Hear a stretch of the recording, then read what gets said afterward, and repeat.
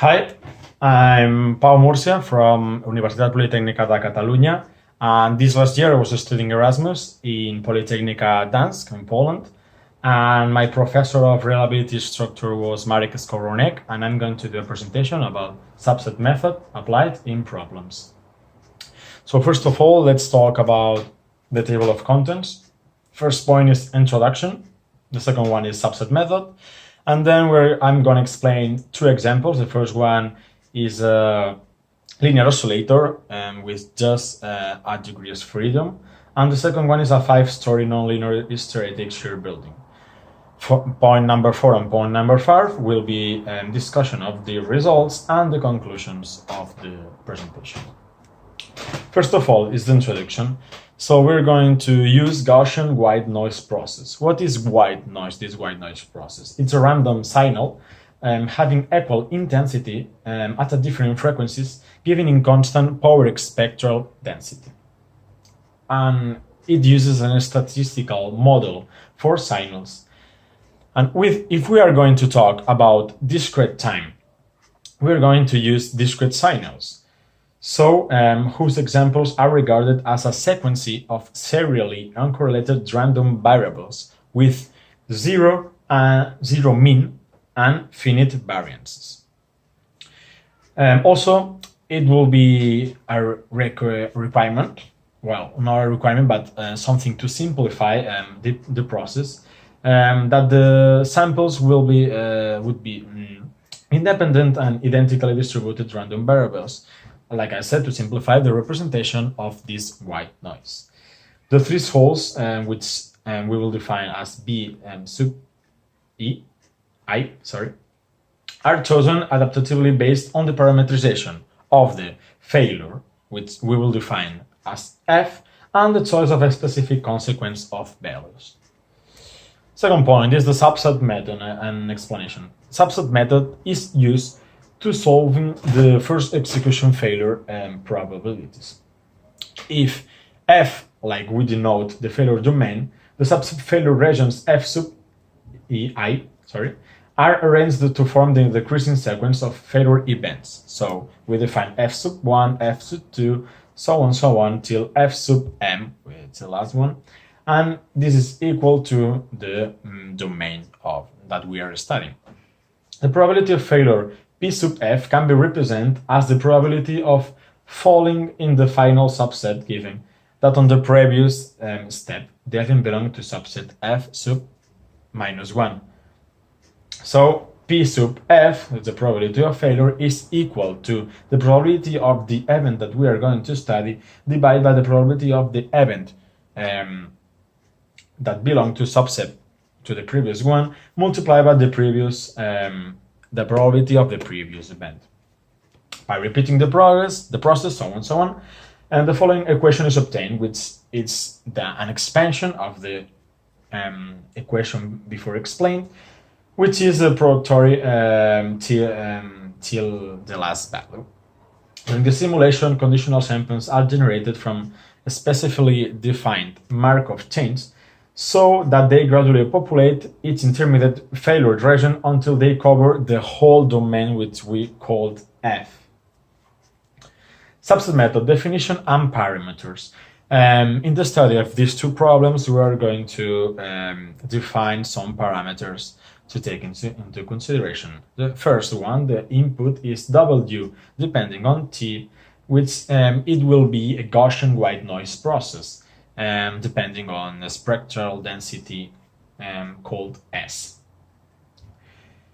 Discrete time instance will follow this formula, which we have to take into consideration delta T and T, capital T, where delta T will be 0.2 seconds and delta T, which is the duration of the study, will be 30 seconds.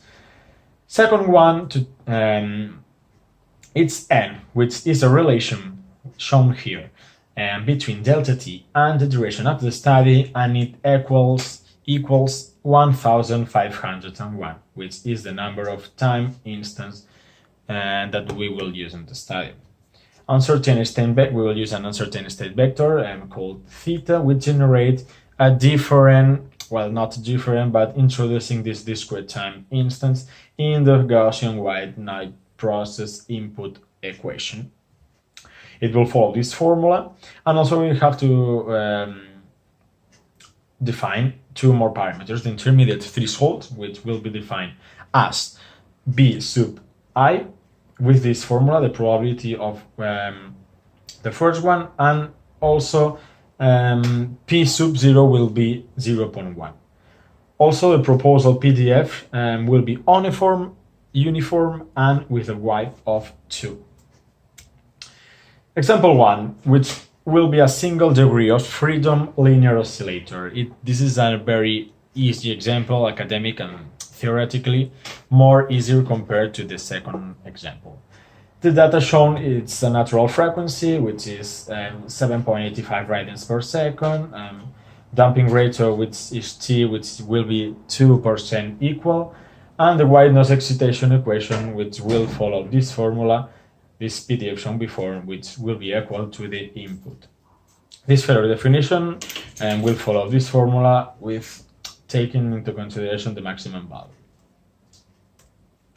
Then tell me that failure events are defined as the union of all these formula, and we have to take with expansion for the understanding the maximum value shown with the x of the discretization of time higher than our threshold.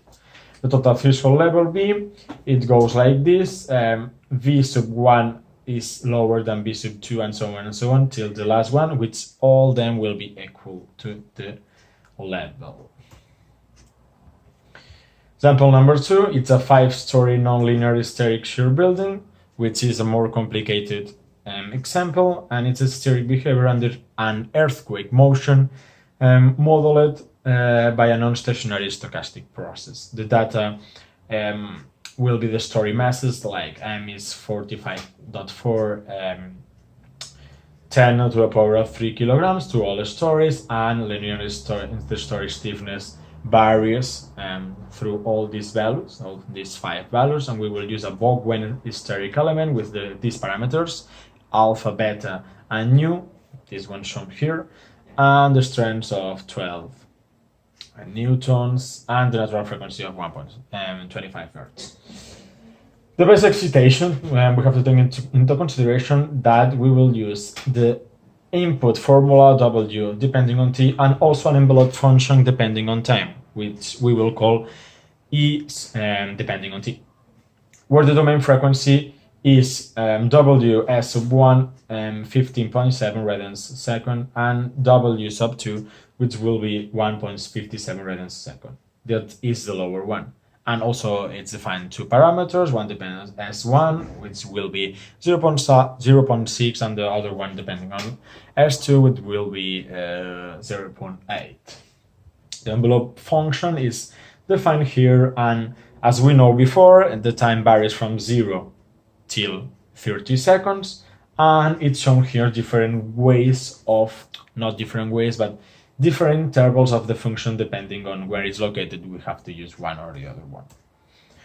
The failure definition. Failure is defined as the excellence of the interstory deformation x depending on t, comparing with the threshold of level b.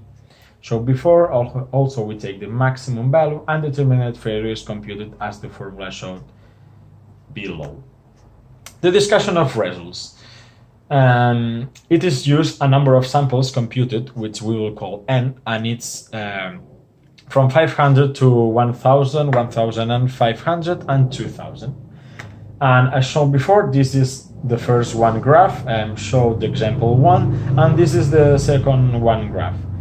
It shows on the first axis, the vertical one, the failure probability with the drift lever on the second one, and the failure probability with the threshold lever on the second one. As you can see here, there's a good concordance between MSC and subset simulation. MSC is the dashed line, so it's below, it's under the straight line of the subset simulation, so it's a good concordance between both methods. So here it's another one. The example number one on the example number 2 graphs. And on the first one, we say average failure probability estimates almost coincide with the MCS results, except on the low probability region, which is this region here. As you can see, it differs. And here so on the second example. If it differs, it could be a significant error, but it's a negligible correlation bias between conditional probability. So it's practically unbiased failure probability estimated by subset simulation. Also, there's 50 sets of independent subset simulations used to compute these two graphs, which show covariance and coefficient of variance over here and coefficients of variance over here from the first example, second example, and with the failure probability, both of them. So the smaller the failure probability and hence higher the simulation level, the more the sample covariance of variance, coefficient of variance, is greater than the one assuming uncorrelated conditional probability estimates, since correlation affects accumulative with increasing simulation levels. So, as you can see here, as the failure probability decreases, the coefficient of variance has greater distance between one and the other one. So, the coefficients also, we have to take into consideration the coefficients of variance of the subset simulation grows in a linear fashion with the logarithm decreasing of failure probability. As you can see here, it follows an kind of a straight line linear fashion. It happens not the same and with the MSC that grows exponentially. 1 point here, 1 point, not point, but it's shown as a square, 1 here and 1 over the top of our graphs. So grows exponentially, different from the other method. So subset simulation becomes more efficient as the target probability of when the failure gets smaller. As you can see here, our solution is over here with the subset simulation, and our solution with the MCS is over the top, differs a lot from the others. It happens the same with the second example. So to sum up the conclusions, in spite of the difference of complexity between the example 1 and 2, non-stochastic and more complex problem than number 2, and the trend of the coefficient of variance with decreasing failure probability is kind of similar, and so is the efficiency of subset simulation. So subset simulation can be applied efficiency to first excursion problems for a wide range of dynamical systems, because as shown before, it don't depend on the complexity of our system used. So thank you for your attention, and I hope this presentation is good. Saps que no m'has parat, no m'has encès abans, he fet tota la presentació i quan he mirat no estava encès? Què dius? Moltes gràcies. L'he hagut de tornar a fer. He ficat el botó vermell. Pues no.